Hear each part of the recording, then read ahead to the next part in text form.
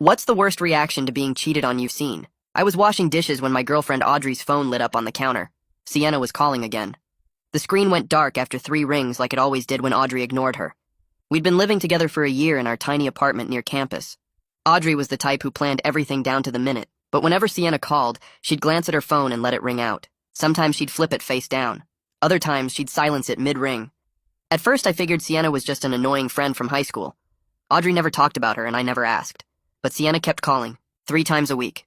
Always when Audrey was with me. Never when she was at class or work. Audrey's shoulders would tense up every time that name appeared on the screen. One Thursday night, we were studying together at the kitchen table. Her phone buzzed with another call from Sienna. This time, I watched Audrey's face carefully. She didn't just look annoyed, she looked guilty. "You can answer it if you want," I said. Audrey shook her head and flipped her phone over. "Just this girl from back home. She doesn't understand I'm busy with school." Her voice was higher than usual. When I got home early and found her phone charging on her nightstand, seeing the screen light up with a text from Sienna, "Please just talk to me. I know you're getting these." I couldn't ignore it anymore. I grabbed a pen and wrote down Sienna's number on my hand. I called her a week later while Audrey was at her library shift until 9. My heart was pounding. "Hello?" A man's voice answered, deep and friendly. I almost hung up. I'd expected Sienna to be a girl. Hi. Is this Sienna's number?" The man laughed. "This is Corey." "Who's this?" "I'm trying to reach Sienna. She's been calling my girlfriend." There was a long pause. "What's your girlfriend's name?" His voice wasn't friendly anymore. "Audrey Quinn." Another pause. When he spoke again, his voice was quiet and controlled. "Audrey Quinn is my girlfriend." The room started spinning. "That's not possible. We've been living together for a year." "Living together?" "Audrey lives at home with her parents. I see her every weekend when she comes home from state." My mind raced through all the weekends Audrey had gone home. "To see her parents," she said. "At least 1 weekend a month, sometimes 2. I've been with Audrey for 3 years," Corey continued. "Since junior year of high school. I have a promise ring she wears on a chain around her neck when she's at school. The necklace. The thin gold chain Audrey never took off. She said it was her grandmother's. She told me it was her grandmother's necklace. I saved for 6 months to buy that ring." We stayed on the phone comparing stories. Corey lived in Audrey's hometown 4 hours away. Audrey told him the dorms didn't allow overnight guests, so he couldn't visit. She told him she was living in the dorms. "She's there right now," Corey said. "Got home this morning for Thanksgiving break." I looked at the turkey defrosting in our fridge, the pie ingredients Audrey bought for our first Thanksgiving together. "She told me she wasn't going home this year. She told me you didn't exist." We hung up and I sat trying to make sense of it. She had 2 separate lives, college Audrey and hometown Audrey, and she'd kept them apart perfectly until I found that number. I heard her key in the lock at 9:15, right on schedule. "Hey babe, you eat yet?" I walked out holding the sticky note with Corey's number. "We need to talk."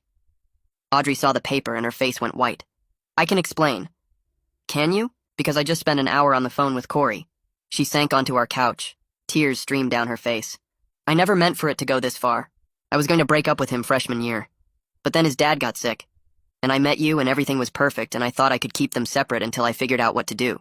"It's been a year, Audrey." "I know. I had 2 calendars, 2 sets of stories, 2 different versions of me. Which one was real?" "Both. Neither. I don't know anymore." Audrey packed her things and left. I thought about calling Corey back, but that wasn't my place. They had their own story to finish.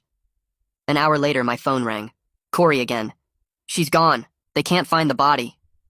I sat frozen on the couch staring at my phone after Corey's words kept playing over and over in my head. "They can't find the body." My hands shook so bad I could barely hold the phone steady enough to dial. I called Audrey 3 times in a row, and each call went straight to voicemail like her phone was off or dead. The automated voice felt like a punch to the stomach every time it kicked in. I hung up and tried again even though I knew it wouldn't work. My thumb hovered over the call button for a 4th try, but I stopped myself because what was the point? If she wasn't answering Corey and she wasn't answering me, then she didn't want to be found.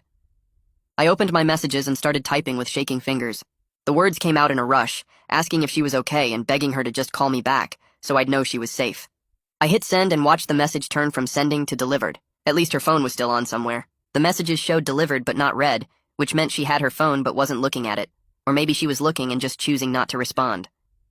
I got up from the couch because sitting still felt impossible. My legs moved without me really deciding to move them, and I started pacing around our tiny apartment. Audrey's coffee mug sat on the counter from this morning with a little bit of cold coffee still in the bottom. Her jacket hung on the hook by the door. Her textbooks were stacked on the kitchen table where she'd left them before packing her stuff and walking out. Everything looked so normal, like she'd just stepped out for a minute and would be back any second. But she wasn't coming back, and looking at all her things just made my chest feel tight. I picked up her coffee mug and put it in the sink, then immediately felt stupid for doing that, like I was erasing evidence or something. This had to be some kind of mistake. Maybe Corey got bad information from whoever told him about the car by the river. Maybe it was all just small-town gossip that got out of hand. I wanted to believe that, but my phone buzzed in my hand, and Corey's name lit up the screen. I answered before the second ring. He didn't say hello or anything, just launched right into it. His voice sounded tight and controlled, like he was forcing himself to stay calm. He told me someone in his town reported seeing a car near the river where Audrey's parents live, and now people were spreading rumors about something bad happening. I asked him what kind of rumors, and he said he didn't know exactly because everyone was being vague, but the police were asking questions. My stomach dropped. Neither of us knew what to believe or if any of it was even connected to Audrey. We agreed to stay in contact and share anything we found out, even though talking to him felt wrong and uncomfortable. He was the guy my girlfriend had been lying to me about for a year, but he was also the only other person who understood what this felt like. I hung up and stood in the middle of the living room, trying to figure out what to do next. The apartment felt too quiet. I checked my phone again, but there were no new messages from Audrey. The delivered receipts just sat there mocking me. I tried calling her one more time and got voicemail again. This time I left a message asking her to please just let me know she was okay, even if she never wanted to talk to me again. My voice cracked a little at the end, and I hated how desperate I sounded, but I didn't care anymore. I barely slept that night. Every time I closed my eyes, I saw Audrey's face when I confronted her with Corey's number. The way she went pale and sank onto the couch, the tears streaming down her face. I kept checking my phone every few minutes, hoping for a text or missed call, but there was nothing. Around 3 in the morning, I gave up on trying to sleep and got out of bed. The apartment felt different in the dark and quiet. I walked to Audrey's desk in the corner of our bedroom and just stood there looking at it. Her laptop was closed. Her pens were organized in a little cup. Everything was neat and planned out, just like she always kept it. I felt guilty about going through her stuff, but I was desperate for any clue about where she might have gone. I opened the top drawer slowly, like she might somehow hear me and come back to yell at me for invading her privacy. Inside were notebooks and old assignments and a bunch of pens that had run out of ink, but she kept anyway. I moved things around carefully, looking for anything that might help. The second drawer had more of the same. The bottom drawer was mostly empty except for some old textbooks from freshman year. I pulled them out one by one, and that's when I saw it. A second planner tucked underneath everything else, like she'd hidden it there on purpose. My hands shook as I pulled it out and opened it. The pages were filled with Audrey's handwriting, but the entries were different from her regular planner. Weekends were marked with different colored pens, blue ink for some weekends, red ink for others, small codes I didn't recognize next to each date. My stomach dropped as I realized what I was looking at. This was how she kept track of which life she was living each weekend. Blue must have been weekends with me here at the apartment. Red must have been weekends going home to see Corey. The codes probably meant something about what excuse she'd used or what story she'd told to who. I flipped back through months of entries. September had mostly blue weekends with a few red ones scattered in. October was more balanced. November had more red leading up to Thanksgiving. Every single weekend was accounted for in her careful handwriting. She'd planned every detail of keeping us separate right down to color coding her lies in a planner she kept hidden from both of us. Isaiah came home around 8 in the morning and found me still sitting on the bedroom floor surrounded by Audrey's stuff. I probably looked terrible because I hadn't slept and my eyes felt raw. He stood in the doorway for a second, just taking in the scene before asking if I was okay. I tried to explain what happened, but the words came out in a rush that probably didn't make much sense. I told him about calling the number and finding out about Corey, about Audrey leaving last night, about the call from Corey saying they couldn't find the body and now all these rumors, about finding the hidden planner with the color-coded weekends. Isaiah listened without interrupting or judging, which I was grateful for because I felt crazy enough already. When I finally stopped talking, he just nodded and said he'd make coffee. I followed him to the kitchen and sat at the table while he filled the pot with water and measured out grounds. The normal routine of it felt steadying somehow. He asked questions while the coffee brewed. Had I heard from Audrey at all? Had I tried calling her parents? Had I contacted the police yet? I answered no to all of them, and he nodded again like he was thinking through options. The coffee finished and he poured us both cups, then sat across from me. He suggested we call the police to file a missing person report since Audrey left upset, and now no one could reach her. I hesitated because part of me thought she just needed space and I'd look crazy calling the cops over a breakup. But the part about Corey saying they couldn't find a body kept nagging at me. What if something really was wrong? What if she was in danger and I did nothing because I was worried about looking stupid? Isaiah pushed his phone across the table toward me and said we should at least call the non-emergency line to ask what our options were. I picked up the phone and dialed. The police operator who answered sounded bored. I explained the situation as clearly as I could. My girlfriend left last night after an argument. She won't answer calls or texts. Her other boyfriend in another town said there are rumors about something bad happening. The operator asked how long she'd been gone, and I said since last night around 9:45. There was a pause, and then she explained that Audrey was an adult who left on her own after an argument. Unless there was evidence of danger or foul play, they couldn't force someone to come home or answer their phone. I tried to explain about the rumors and the car by the river, but she cut me off saying that sounded like hearsay from another jurisdiction. She suggested I wait 24 hours, and if Audrey still hadn't made contact, I could file an official report. I hung up feeling frustrated and helpless. Isaiah looked at me with sympathy and said at least we tried. The system didn't seem to care that something felt really wrong about this whole situation. My phone buzzed with a text from Corey asking if I'd heard anything. I texted back that I hadn't, and asked if he had any updates. He replied right away saying he'd filed a report in his hometown too. He sent a screenshot of some social media post about the car near the river. The post was vague and full of speculation. Someone saw a car. Someone else heard sirens. Nobody seemed to actually know anything concrete. Corey admitted he didn't even know if it was connected to Audrey, but we were both grasping at anything that might explain where she went, and if she was safe. I showed Isaiah the screenshot, and he frowned at it. He pointed out that small-town rumors could spiral out of control fast, and this might be nothing, but it also might be something. We just didn't know. I went back to Audrey's desk and kept looking through her things. The hidden planner sat on top of everything else now. I opened it again and studied the coded entries more carefully. The patterns started making sense the longer I looked at them. Blue weekends were always marked with an H, which probably meant home, meaning here at the apartment with me. Red weekends were marked with a C, which obviously meant Corey. Some weekends had dollar amounts written in tiny numbers in the margins. I pointed this out to Isaiah when he came to check on me. We realized these might be the amounts of cash she withdrew before each trip. She was taking money out so there wouldn't be electronic records of where she spent it. The level of planning made me feel sick to my stomach. This wasn't just something that got out of hand like she'd claimed last night. She actively worked to deceive both of us. She had systems in place, color codes and cash withdrawals and careful scheduling. Every detail was thought through and executed perfectly until I found Corey's number. I counted back through the months of entries, September through November. 12 weekends marked in blue, 8 weekends marked in red, 20 weekends of living two completely separate lives and keeping them from colliding. The coded entries matched up perfectly with when she told me she was visiting her parents. Weekend of September 15th marked in red with a C and a note that said, family dinner. That was the weekend she said her mom wasn't feeling well and she needed to go home to help out. Weekend of October 6th marked in red with a C and $80 in the margin. She told me her dad's birthday was that weekend. I remembered because I'd asked if I should come meet her parents, and she said they were keeping it small family only. Every lie was documented right here in her handwriting. She planned every detail of keeping us separate right down to color, coding her deceptions in a planner she kept hidden from me under old textbooks in the bottom drawer of her desk, where she thought I'd never look. Isaiah leaned closer to the planner and ran his finger down the margin of one red-coded weekend.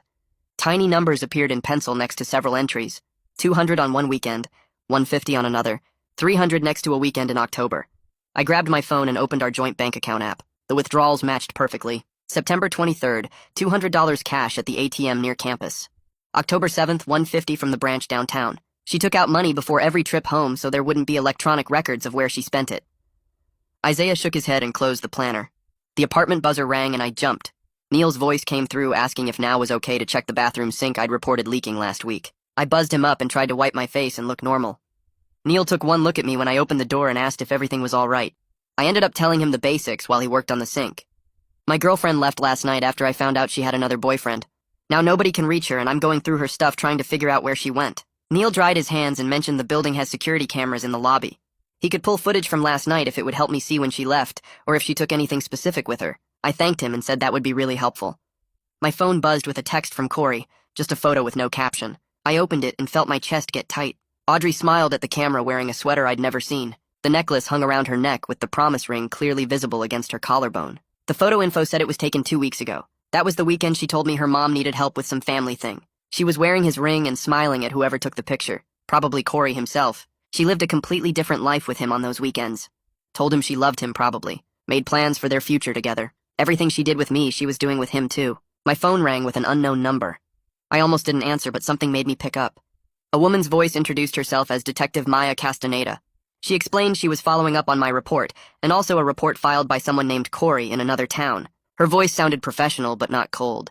She asked if now was a good time to talk about my last conversation with Audrey. I said yes, and she started asking detailed questions. What exactly did Audrey say when she left? Did she seem upset or scared or angry? Does she have any history of mental health issues or self-harm that I know about? I answered everything as honestly as I could. Detective Castaneda took notes and made little sounds like she was writing things down. I told her everything about discovering Corey and the double life situation. She didn't sound shocked at all. Just asked clarifying questions about timelines and when I last saw Audrey and what she took with her. She explained that the context of our argument combined with her sudden disappearance and the rumors from Corey's town did warrant opening a missing person inquiry. She wanted to check on Audrey's welfare and make sure she was safe. I felt some relief that someone official was taking this seriously. My phone buzzed with a text while I was still on the call with the detective. Chloe from the library asking if Audrey was okay because she missed her shift this morning without calling. I told Detective Castaneda about the text, and she asked me to forward her Chloe's contact information. After we hung up, I texted Chloe back explaining that Audrey left last night and nobody had heard from her since. Chloe responded right away saying Audrey seemed really stressed the past few weeks, but wouldn't talk about what was bothering her.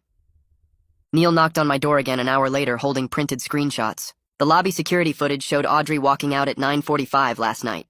She carried just a small backpack over one shoulder.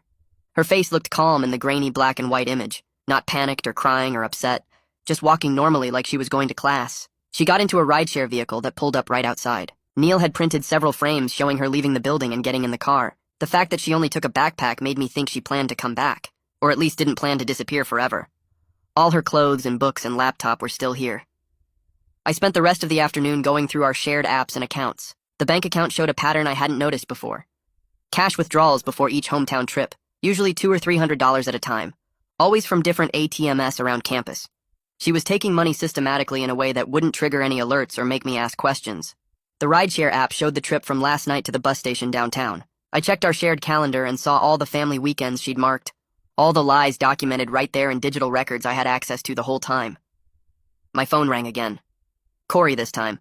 We had a long, uncomfortable conversation comparing notes about Audrey's behavior. He admitted he always accepted her excuse about dorm rules not allowing visitors because he didn't want to seem pushy. He thought if he gave her space and trusted her, she'd eventually invite him to visit. I realized I did the exact same thing with her weekend trips. Never questioned too deeply because I didn't want to seem insecure or controlling. We both enabled her deception by being too trusting and too willing to accept her explanations. Detective Castaneda called back in the late afternoon. She asked if she could come by the apartment to look at Audrey's laptop and personal items. I agreed, even though it felt weird letting a stranger go through Audrey's private stuff. Isaiah offered to stay with me during the visit. The detective arrived 20 minutes later with a young officer who took photos while Castaneda asked more questions. She carefully photographed Audrey's desk area and the hidden planner with all the coded entries. She asked if she could take the laptop as potential evidence if this became a more serious investigation. I signed a form giving permission and watched her bag the laptop in a clear plastic evidence bag. The whole thing felt surreal, like I was watching it happen to someone else instead of living through it myself. After the detective left, I sat at the kitchen table with a blank notebook and started writing down everything I knew about Audrey's daily routines. Tuesday afternoons at the coffee shop on 3rd Street, always at the same table near the window. Wednesday mornings, she'd get up early to jog around campus before her 8 o'clock class. The necklace never came off, not even in the shower. Thursday nights, we'd cook dinner together and she'd insist on doing dishes while I dried.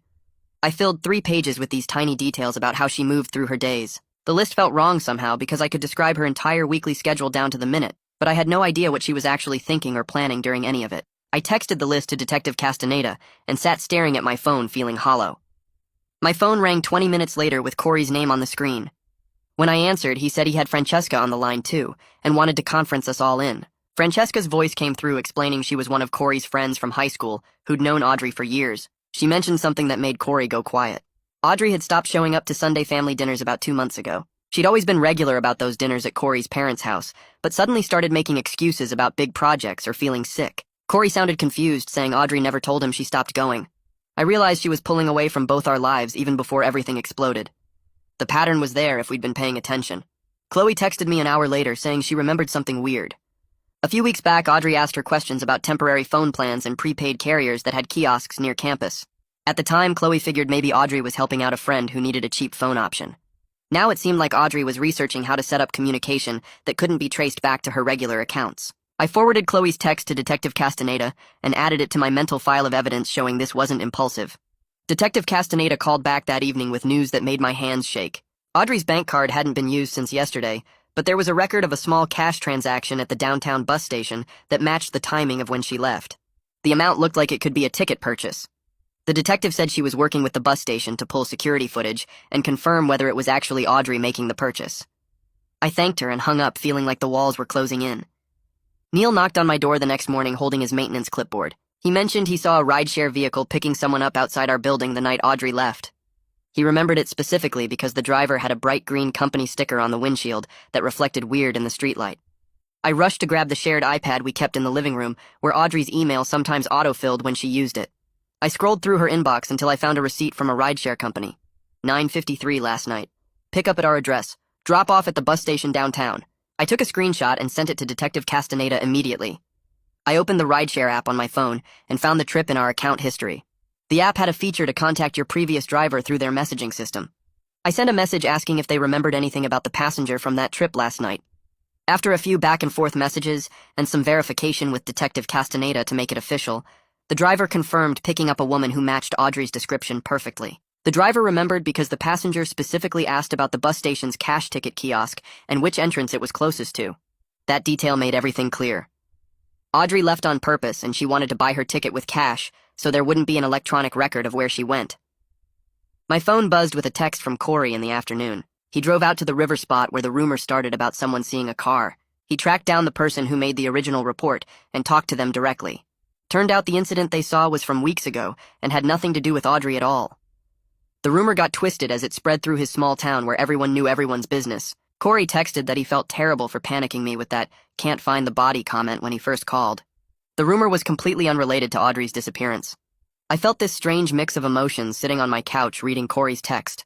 Relief that there was no actual evidence of harm or violence, but also anger that Audrey chose to just vanish instead of facing the mess she created for both of us.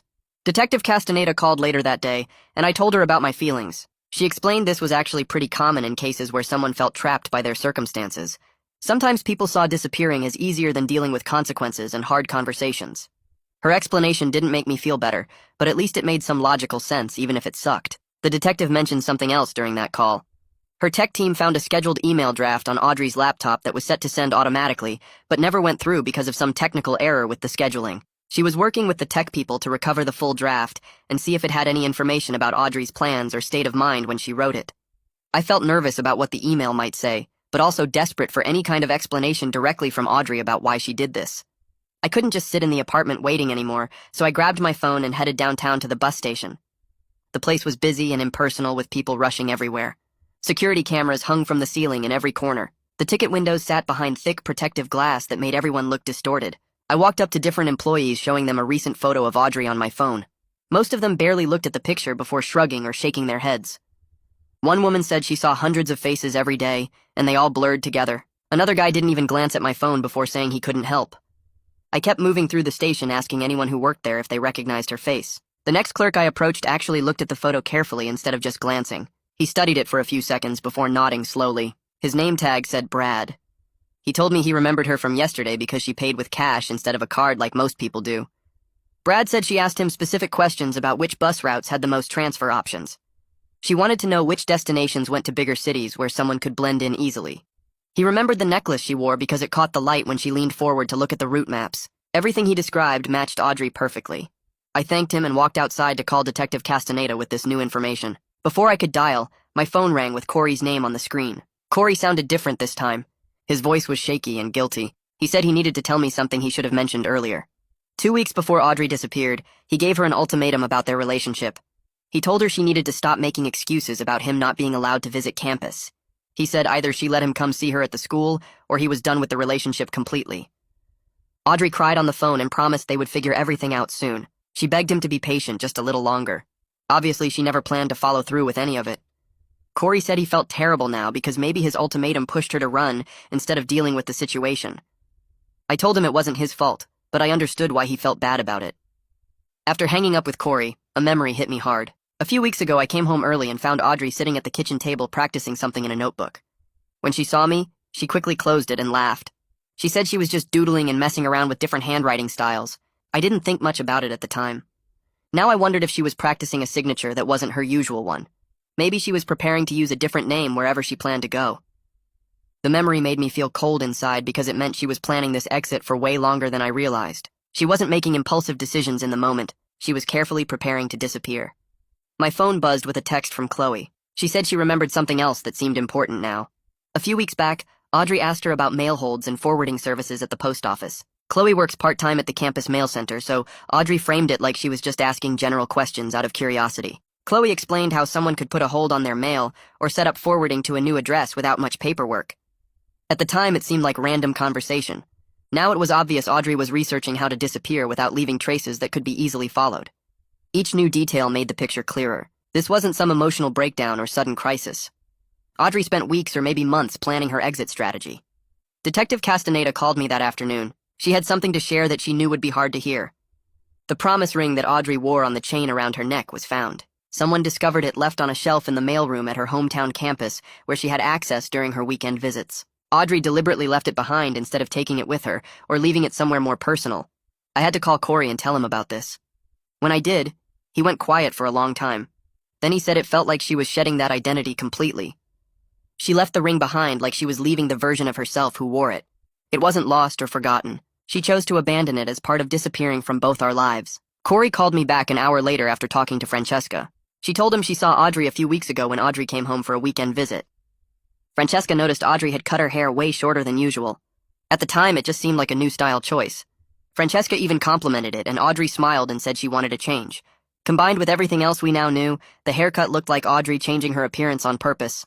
She was altering how she looked as part of planning to disappear. Each new detail from different people in our lives made it clearer this wasn't an impulsive decision made in the heat of the moment. Neil stopped by my apartment that evening to check on me. While we talked, he suddenly remembered something odd from a few weeks back. A package arrived at our building addressed to someone with a different first name, but our apartment number. Neil brought it up and Audrey answered the door. She looked at the package and joked about how that could be her undercover name if she ever needed to disappear. Neil laughed and figured it was just a delivery mistake. Audrey took the package and said she would handle returning it. I thought back to that day and realized I never saw that package again. At the time, her comment seemed like a random joke. Now it seemed like she was testing the idea out loud, maybe even seeing how it felt to say those words. Corey and I ended up on a really long phone call that night. We decided to create a shared document for Detective Castaneda with everything we each knew. We added all of Audrey's movements, behavior changes, and weird comments over the past few months. I typed in the things I remembered from our life together. Corey added details from her weekends at home. We compared dates and found patterns we hadn't noticed before. Working together felt strange since we were basically rivals in this whole mess. But we were both invested in understanding what actually happened, even if we couldn't fix it or bring her back. The timeline we built showed clear evidence of planning over at least 2 months. The next morning, Corey got a call from a bank fraud investigator. There was unusual activity flagged on his account related to the promise ring purchase from months ago. The investigator needed Corey to verify the date he bought it and the exact amount he spent. It was just routine verification for their fraud prevention system, but having to confirm those details brought back all the memories of how hard Corey saved for that ring. He worked extra shifts for 6 months to afford it. He told me later that the call made him face how much he sacrificed for someone who was already planning to leave him behind. The investigator had no idea the emotional weight behind those simple verification questions. Detective Castaneda called both of us separately with an update late that afternoon. Based on all the evidence we provided and what her team found, she was classifying this as a likely voluntary missing adult case. Audrey appeared to have left intentionally with careful planning. There was no evidence of foul play or any danger to her safety. The case would stay open in the system and flagged for any new information. But active investigation resources were limited for adults who choose to disappear on their own. She explained this happens more often than people realize. Some people feel so trapped by their circumstances that vanishing seems like the only option. The detective's words were both relieving and incredibly frustrating at the same time. Back in my apartment, I started going through Audrey's desk drawers more carefully than I had before. Under a stack of old notebooks and loose papers, I found a half-written letter in her handwriting that she never finished or sent. The paper was crumpled like she'd thrown it away and then pulled it back out. I smoothed it flat on the desk and read her words about feeling like she became two completely different people and failed at being either one. She wrote about the weight of maintaining the lies and how she didn't know how to untangle everything without destroying people she cared about. The letter just stopped mid-sentence like she gave up trying to explain herself, even to a piece of paper that no one would read. I folded it carefully and put it in the same folder as the planner with the coded weekends. My phone buzzed with a text from Chloe. She was kind but firm in her message, asking me to stop coming by the library looking for updates or information about Audrey. She explained it was affecting her work, and she didn't know anything more than what she'd already shared. I felt embarrassed reading it because I hadn't realized how much I'd been bothering her. She was right to protect herself from being pulled into this mess. I texted back apologizing and promised I wouldn't show up at the library again. She sent a simple thanks, and that was the end of our communication about Audrey. Corey called me that evening sounding hurt and angry. He'd driven to Audrey's parents' house to try talking to them directly about where she might have gone. They refused to speak with him beyond saying they hadn't heard from her and closing the door in his face. He stood on their porch for a few minutes hoping they'd reconsider, but they never came back out. The rejection clearly stung him more than he wanted to admit. He kept saying how they used to invite him for dinner and treated him like family. Now they acted like he was a stranger who had no right to ask questions. I understood his frustration, but I also wondered if Audrey's parents were dealing with their own complicated feelings about their daughter's choices. Detective Castaneda called the next afternoon with an update that made my stomach flip. The technical team recovered Audrey's scheduled email and would be releasing it according to legal guidelines. The email was set to send 3 days after she left, which suggested she wanted time to get wherever she was going before anyone read her explanation. I felt anxious and hopeful at the same time that the email would provide some closure. The detective said it would arrive in my inbox within the next 24 hours. She reminded me to prepare myself because Audrey's words might be difficult to read regardless of what they said. The email showed up the next afternoon while I was sitting in my apartment trying to focus on homework. I saw it come through in both my personal inbox, and Corey texted me at the same moment saying he got it too. My hands shook as I opened it and started reading Audrey's words. She apologized without giving away her location and admitted that Sienna was a contact alias she used to hide Corey's calls when she was with me. She wrote that she needed to create one life with no witnesses and couldn't figure out how to do that without disappearing from both of us completely. The email was short and didn't explain where she went or what her plans were. She just said she was sorry for the pain she caused and hoped we could both move forward. Reading her words felt hollow because an apology through a scheduled email wasn't the same as facing what she did. I read it 3 times trying to find something between the lines that would make it make sense, but there was nothing there. Corey called me less than an hour after we both read the email. We ended up arguing over the phone about who really knew Audrey and whose relationship was more real. The fight got heated with both of us saying things we probably didn't mean. He insisted his 3-year relationship meant more than my 1 year. I shot back that at least I lived with her every day and knew her actual daily life. We went back and forth until we both ran out of energy because we were exhausted from days of stress and confusion. Finally, Corey said he couldn't do this anymore, and I agreed. We decided to stop digging into this every single day because it was consuming our lives and we weren't getting anywhere. The conversation ended with an agreement to only contact each other if something major came up. Detective Castaneda called to check on me a few hours later. She asked how I was doing after reading the email, and I admitted I didn't know what to feel. She gently suggested I focus on taking care of myself and reminded me the case was still flagged in the system if any new information came up. Her advice felt like permission to stop obsessing over finding answers that might never come. She said sometimes people just need to walk away from their old lives, and that's what Audrey seemed to have done. The detective's tone was kind but realistic. She'd probably seen cases like this before where adults vanished intentionally and never came back. I spent an entire afternoon packing up Audrey's remaining belongings from the apartment. Isaiah came over to help me box everything carefully so nothing would get damaged. We wrapped her picture frames in newspaper and folded her clothes into neat stacks. I decided to keep the planner with the coded weekends as evidence in case Audrey ever contacted me again. Everything else went into boxes that I labeled and stacked in the closet. Isaiah didn't ask many questions while we worked. He just helped me tape boxes and carried the heavier items. Letting go of her physical presence in the apartment felt necessary but painful. Each item I packed was a reminder of how much of our shared life was built on lies. By the time we finished, the apartment looked emptier but also cleaner somehow. Corey texted me later that week saying he went to Audrey's hometown campus and retrieved the promise ring from the mailroom through an official chain of custody process. He told me he wasn't going to put it back on the chain or wear it himself. He was keeping it in the box it came in as a reminder, but not as something active in his life anymore. I understood what he meant. The ring represented something that never actually existed the way he thought it did. Throwing it away seemed too dramatic, but keeping it visible would hurt too much. The box in a drawer was a middle ground. Neil stopped by my apartment a few days later to help me sort out the lease situation since Audrey's name was on it, but she was gone.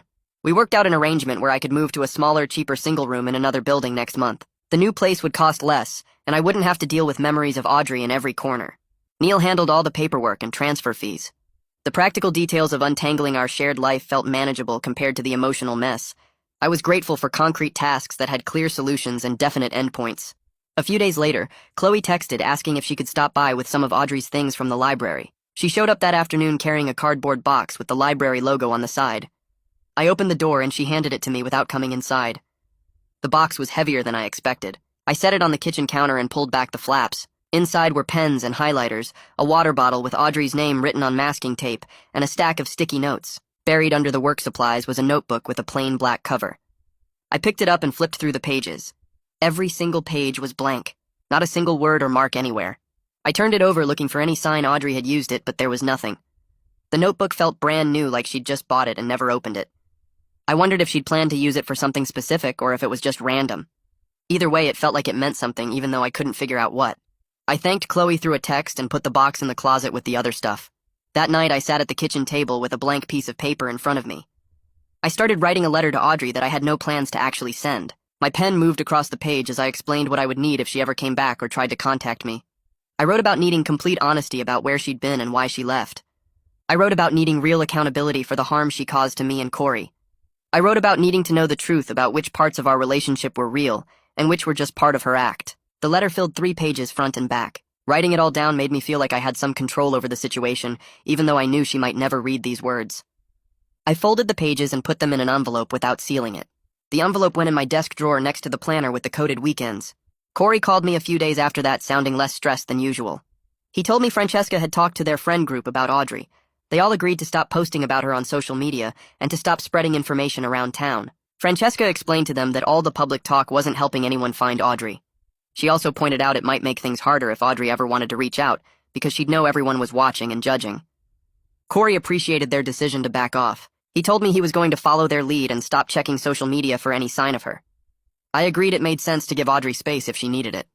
We both knew the constant searching and posting wasn't bringing us any closer to answers. Detective Castaneda called the following week with an official update. She explained she was closing the active search portion of Audrey's case. Her voice stayed professional, as she clarified the case would remain open as a voluntary missing person file. She said this meant if Audrey showed up somewhere, or if new information came in, the case could be opened back up quickly.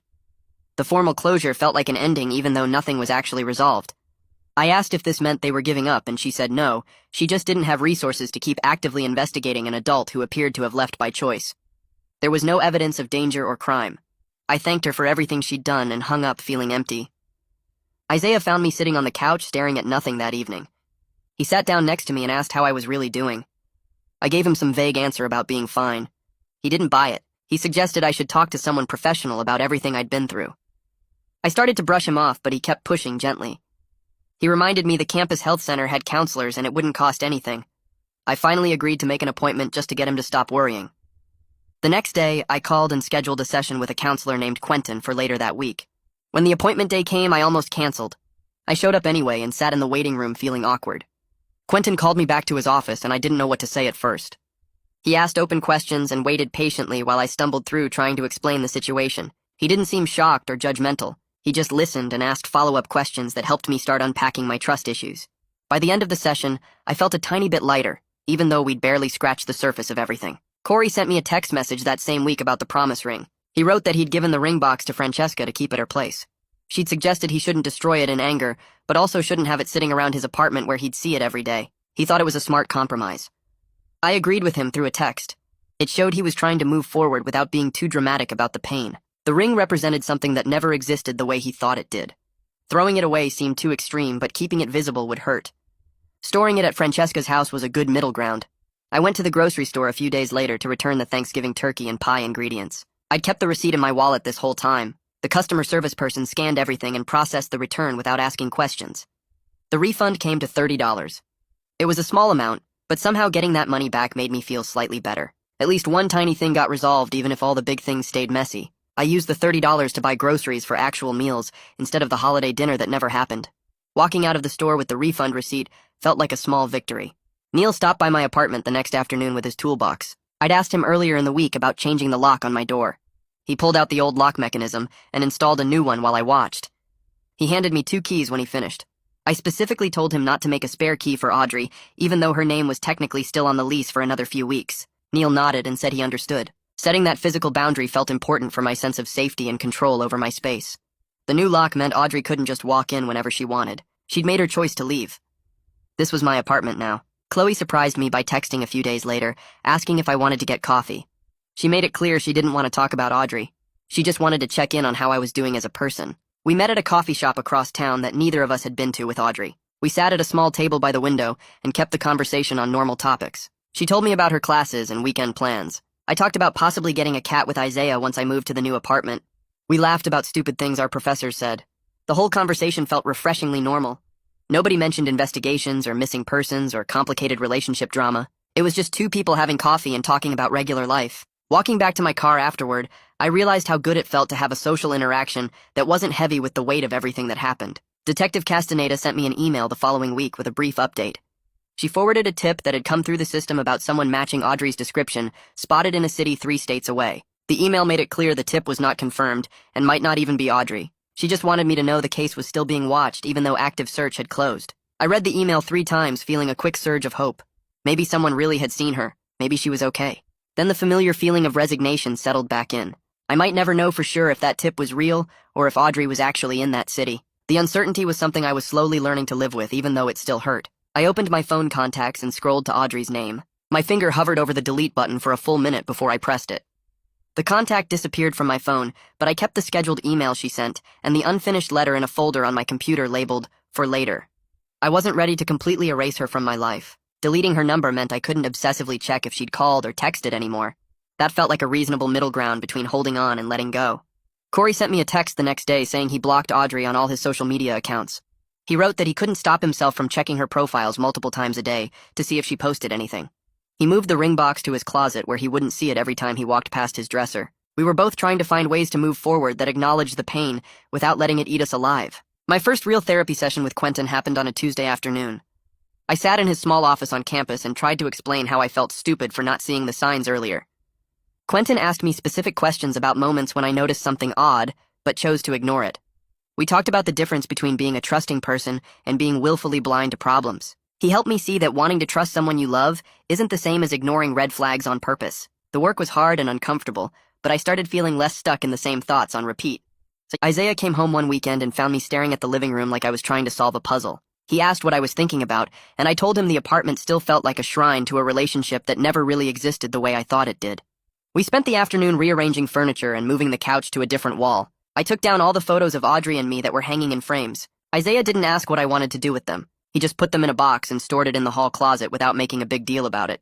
The apartment started feeling like mine again instead of a crime scene I was living in. Corey and I still talked, but the frequency dropped from daily calls to maybe once a week. When we did talk, the conversations were shorter and less intense. We'd check in about whether either of us heard anything new, and then move on to regular life stuff. He told me about his classes, and I told him about my plans for moving apartments. The shared trauma of Audrey's disappearance was becoming less central to who we were as individual people. We were both building separate lives again. Some friends from my biology class invited me to see a movie on a Friday night. I almost said no out of habit, but forced myself to agree. We saw some action movie that was loud and stupid in a good way. Afterward, we got late-night food at a diner, and I laughed at their dumb jokes about our professor. On the drive home, I suddenly realized I'd gone almost 3 hours without checking my phone or thinking about where Audrey might be. That felt like a small victory. My next session with Quentin focused on my anger at Audrey's parents for refusing to talk to Corey or help with any information. I told him it felt unfair that they could just shut the door in his face when they might actually know something. Quentin asked me to consider that they were probably dealing with their own complicated feelings about their daughter's choices. He suggested they might not actually know where she is either, and could be just as confused and hurt as we were. Understanding their perspective didn't make the situation hurt less, but it helped me let go of expecting anything from them. I started looking at the course catalog for next semester, and actually got excited about some of the classes. Isaiah and I talked seriously about maybe getting a cat once I moved into the new apartment. Having concrete future plans that didn't involve Audrey or the investigation made me feel like I was finally moving forward instead of being frozen in crisis mode. I filled out the housing paperwork and paid the deposit for the new place. 3 months after Audrey left, I was doing okay most days. I still thought about her and wondered where she was, but it didn't consume every waking moment like it did at first. I learned to live with not having all the answers and to focus on building a life that felt honest and real. Corey texted occasionally with updates that usually amounted to nothing new. We both accepted that closure might mean just deciding to close this chapter ourselves, rather than waiting for Audrey to give us permission. I started dating someone new who I met through friends. She knew the whole story about Audrey, and we agreed to take things slow and honest. Life wasn't perfect, but it was mine again, and that felt like enough for now. That's my version of the story, but I already know you'll see it differently. And that's the fun part. Drop your thoughts in the comments and let's see who had the wildest take. I'll be checking through them later.